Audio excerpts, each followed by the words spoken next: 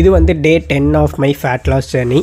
நான் இந்த fat loss ஜேர்னியை ஸ்டார்ட் பண்ணுறதுக்கு முன்னாடி 68.1 kgs இருந்தேன். அண்ட் இதுதான் என்னோடய ஃபிசிக்.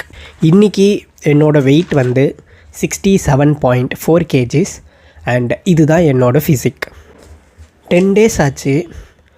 நான் மட்டும் கரெக்டாக நான் நினச்சதெல்லாம் பண்ணியிருந்தேன்னா இன்றைக்கி எனக்கு எக்ஸ்ட்ராவாக ஒரு 1/2 kilo குறைஞ்சிருக்கும். பட் நான் இந்த 10 daysல ஜேர்னியில் தான் இருந்தேனே தவிர சேலஞ்சாக நினைக்காதனால எனக்கு 1/2 kgs தான் குறைச்சிது.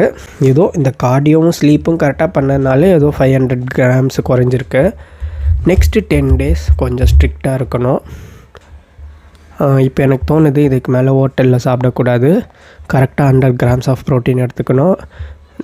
டெய்லி ஜிம் போகணும், ஸ்ட்ரென்த் ட்ரைனிங் பண்ணணும், டெய்லியும் கார்டியோ அட் எம்டி ஸ்டொமக்கில் பண்ணணும்.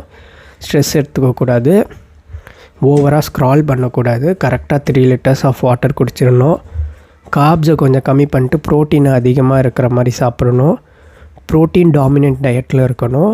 என்னோடய பிஎம்ஆருக்கும் என்னோடய டிடிடபிள்யூக்கு நடுவில் ஒரு ஸ்வீட் ஸ்பாட்டில் கலோரி டெஃபிசிட் டயட்டில் இருக்கணும். நிறையா கன்சியூம் பண்ண முடியாது. கண்டிப்பாக மோர் தென் 2000 calorie கன்சியூமே பண்ணக்கூடாது. டெய்லியும் ட்ராக் பண்ணணும்.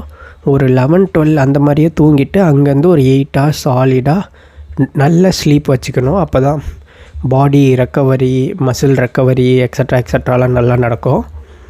ஸோ இதெல்லாம் நான் கரெக்டாக ஒரு 10 daysக்கு பண்ணால் எனக்கு என்னமோ ஒரு 1.5 kilo குறையும்ன்ட்டு எனக்கு நம்பிக்கை இருக்குது இன்னிலேருந்து. இன்றைக்கி வந்து March 14, 2026. March 24, 2026 அப்போது இப்போ 67.5 இருக்கிறேன்னா 66 kgs இருப்பேன்ட்டு எனக்கு ஹோப் இருக்குது. பார்ப்போம்.